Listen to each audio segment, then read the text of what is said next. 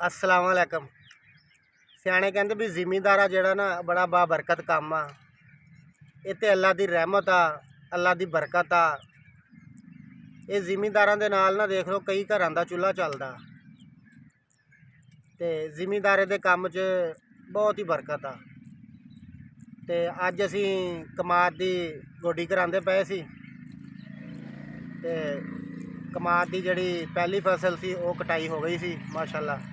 ते हुण नवीं जड़ी आ आने वाली फसल वो तैयार करने वास्ते देखो अज तुहानूं दिखाने आ कि हुणी तो मेहनत शुरू हो गई आ। जिमीदारां ने हुणी तो 8-9 महीने मेहनत करनी आ, इहदा फल मिलना फिर। ते जिमीदारां दे नाल ही तुसीं देख लो कि किन्ने घरां दा चूल्हा चलदा। हुणी तो लेबर माशाअल्लाह मेहनत करनी शुरू हो गई आ। ते आओ तुहानूं अज दिखाउने आ आपां कमाद की गोडी करदे होए। लेबर लगी हुई है माशाअल्लाह। आओ चलिए। ये देखो माशाअल्लाह जी,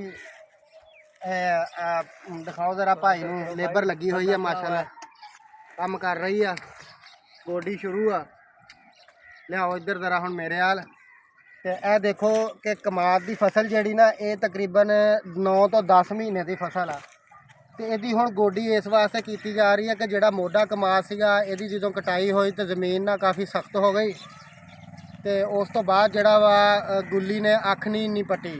हुण जदों असीं देखिआ कि गुल्ली अख नहीं पट्टदी पई तो फिर कमाद की गोडी शुरू कर दी। 2 वारी पानी लाया, पानी लाने तो बाद ज़मीन थोड़ी नरम हुई आ। नरम होने तो बाद हुण इहदी गोडी करावांगे ते जिहड़ा पौधा वा वो गुल्ली चों अख पट्टेगा। अख पट्टण तो बाद जिहड़ा पौधा वो माशाअल्लाह ताकतवर सेहतमंद पौधा निकलेगा। फिर इनू असी खाद पावांगे, खाद पाउण तो बाद ये फसल माशाअल्लाह नवीं फसल तैयार होना शुरू हो जूगी। तो जिहड़ा मोटा कमाद आ, मोटा कमाद अगर तुहानूं लगदा कि 2-3 साल जिहड़ा इहने तुहानूं चंगी फसल दित्ती आ, चंगा यानी कि फायदा दिता तो तुसीं इहनूं ही चलाई रखो। बेशक दी अगर तुसीं इत्ते मेहनत करी जाने आ तो 9-10 साल तुसीं की नाम है इस फसल नूं चला सकदे। ते अगर तुहानूं नज़र आउंदा कि ये मेहनत इन्नी करन दे बावजूद भी तुहानूं फायदा नहीं दे रही तो फिर तुसीं की नाम आ 2-4 साल बाद इनू चेंज कर लो, नवा बी ला दो। तो आओ आ भाई हुणां नूं तुहानूं दिखाने आ माशा किद्दां गोडी कर रहे ने, किन्नी मेहनत हो रही आ। कमाद की फसल ऐसी फसल आ जिते तकरीबन 9 तो 10 महीने मेहनत होंदी है। कणक आ या कपाह आ उहदे ते 6-6 महीने की फसल आ, 6 महीने बाद फसल तैयार हो जाती है। कमाद ऐसी फसल आ, कमाद मैं तुहानूं दसां कि कमाद की कटाई तो बाद ये देखो कि 9-10 महीने मेहनत करन तो बाद फिर इसकी कटाई होनी आ। गन्ना मिल च जाना वा, मिल चलनी आ, मिल च लखां हज़ारां लोगों का रोज़गार लगना वा, हज़ारां लोगों ने उत्थे नौकरी करनी आ ते हर घर का चूल्हा चलना वा। ये तुसीं देखो कि जिमीदार दे एक जिमीदार की मेहनत के नाल अगर जिमीदार नूं अच्छा फायदा वा, फायदा जिमीदार जिहड़ा वो मिट्टी दे नाल मिट्टी हो के काम करदा।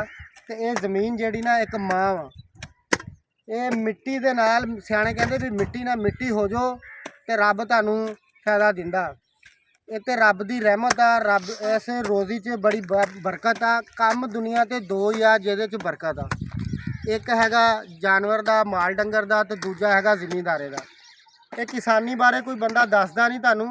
किसानी ऐसी चीज़ आ जिहदे नाल तुहाडा मुल्क भी खुशहाल आ ते तुहाडी आवाम भी खुशहाल आ।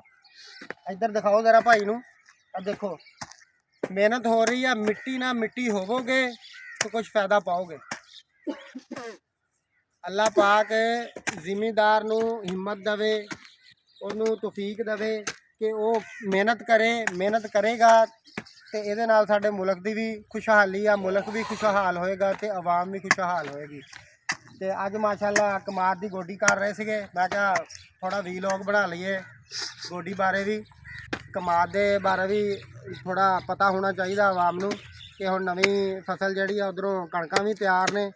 आही कुछ दिहाड़े आ उस तो बाद कणक की वाढ़ी शुरू हो जानी आ ते कणक भी तुहानूं अगले वीलॉग च दिखावांगे। कणक की फसल भी तो कुछ दिन देर आ, उन्नी देर जिमीदार जिहड़े इधर मसरूफ ने कमाद की फसल च। तो कमाद की फसल माशाअल्लाह नवीं जिहड़ी आ हुण उत्ते मेहनत करना शुरू हो गए हैं। गोडी करांगे, गोडी तो बाद कुछ दिन बाद इनू पानी लावांगे तो फिर खाद जिहड़ी आ खाद का छट्टा देवांगे तो माशाअल्लाह एक दफ़ा नज़र आएगा कोई महीने डेढ़ बाद ਕਿ ਨਵੀਂ ਫਸਲ ਜਿਹੜੀ ਆ ਉਹ ਤੁਹਾਨੂੰ ਇੱਕ ਪੂਰਾ ਨਜ਼ਰ ਆਏਗਾ ਮਾਹੌਲ ਕਿ ਕਿੱਦਾਂ ਨਵੀਂ ਫਸਲ ਜਿਹੜੀ ਤਿਆਰ ਹੋ ਰਹੀ ਆ। ਤੇ ਇਹ ਮਾਸ਼ਾਅੱਲਾ 8-9 ਮਹੀਨੇ ਦੀ ਫਸਲ ਆ। ਹੁਣੀ ਤੋਂ ਇੱਥੇ ਮਿਹਨਤ ਕਰਾਂਗੇ ਤੇ ਕੱਲ੍ਹ ਨੂੰ ਸਾਨੂੰ ਫਾਇਦਾ ਹੋਏਗਾ। ਤੇ ਤੁਹਾਡੇ ਭਰਾਵਾਂ ਵਾਸਤੇ ਵੀ ਖਸੂਸੀ ਪੈਗਾਮ ਆ ਕਿ ਇਹ ਜ਼ਿਮੀਂਦਾਰਾਂ ਵਾਸਤੇ ਤੁਸੀਂ ਵੀ ਖਸੂਸੀ ਦੁਆ ਕਰਿਆ ਕਰੋ ਕਿ ਅੱਲਾਹ ਪਾਕ ਇਹਨਾਂ ਨੂੰ ਹਿੰਮਤ ਦੇਵੇ, ਤੌਫੀਕ ਦੇਵੇ। ਇਹ ਮਿੱਟੀ ਨਾਲ ਮਿੱਟੀ ਬਣਨਗੇ ਤੇ ਇਹਦੇ 'ਚ ਸਾਰਿਆਂ ਦਾ ਫਾਇਦਾ। ਹੁਣ ਬਾਰਿਸ਼ਾਂ ਦਾ ਮੌਸਮ ਵੀ ਆ ਤੇ ਜ਼ਿਮੀਂਦਾਰੇ ਦਾ ਧਿਆਨ ਬੱਦਲਾਂ ਵੱਲ ਵੀ ਆ ਕਿ ਕਦੋਂ ਕੀ ਨਾਮ ਆ ਬਾਰਿਸ਼ ਹੋਣ ਦੇ ਇਮਕਾਨ ਹੈ। ਤੂਫਾਨੀ ਬਾਰਿਸ਼ਾਂ ਦੇ ਬਾਰੇ ਵੀ ਦੱਸਿਆ ਗਿਆ ਕਿ ਇਹਨਾਂ ਦਿਨਾਂ 'ਚ ਮੌਸਮ ਜਿਹੜਾ ਬਹਾਰ ਦਾ ਸ਼ੁਰੂ ਹੋ ਗਿਆ ਤੇ ਬਾਰਿਸ਼ਾਂ ਵੀ ਬਹੁਤ ਜ਼ਿਆਦਾ ਦੱਸੀਆਂ ਗਈਆਂ ਮਹਿਕਮਾ ਮੌਸਮੀਆਤ ਦੇ ਮੁਤਾਬਕ। ਤੇ ਅੱਲਾਹ ਪਾਕ ਇਹਨਾਂ ਨੂੰ ਜਲਦੀ ਜਿਹੜਾ ਵਾ ਆਪਣਾ ਕੰਮ ਮੁਕੰਮਲ ਕਰਨ ਦੀ ਤੌਫੀਕ ਦੇਵੇ। ਤੇ ਅੱਜ ਕੱਲ੍ਹ ਲੇਬਰ ਵੀ ਨਹੀਂ ਲੱਭਦੀ ਪਈ, ਲੇਬਰ ਵੀ ਬੜੀ ਮਸਰੂਫ ਆ, ਮਿੱਲਾਂ ਚੱਲ ਰਹੀਆਂ ਤੇ ਉਧਰ ਵੀ ਕਾਫੀ ਕੰਮਾਂ ਕਾਰਾਂ 'ਚ ਅੱਜ ਤੋਂ 10-12 ਦਿਨ ਦੇਰ ਆ ਤੇ ਫਿਰ ਮਾਸ਼ਾਅੱਲਾ ਇੱਕ ਜ਼ੋਰੋ ਸ਼ੋਰ ਨਾਲ ਜ਼ਿਮੀਂਦਾਰੇ ਦਾ ਕੰਮ ਸ਼ੁਰੂ ਹੋ ਜਾਏਗਾ।